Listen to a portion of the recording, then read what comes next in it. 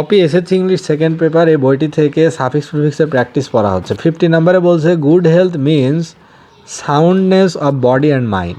Health is the root of all happiness.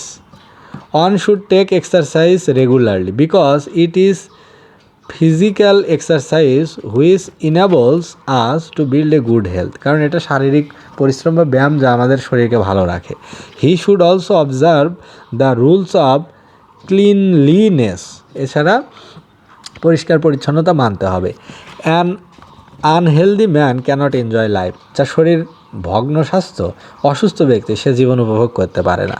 He suffers from frustration, সে হতাশায় ভোগে, hopelessness etcetera. On the other hand a healthy man can enjoy his life fully, পরিপূর্ণভাবে একজন স্বাস্থ্যবান লোক তার জীবনকে উপভোগ করতে পারে। অর্থাৎ এখানে স্বাস্থ্যের গুরুত্ব সম্পর্কে বলা হচ্ছে যে একজন সুস্বাস্থ্যের অধিকারী একজন ব্যক্তি জীবনকে পরিপূর্ণভাবে আরামায়েশে উপভোগ করতে পারে, এনজয় করতে পারে। অপরপক্ষে একজন ব্যক্তি যে কিনা আনহেলদি, যার কিনা ব্রোকেন হেলথ, সে জীবনকে ভালোভাবে উপভোগ করতে পারে না।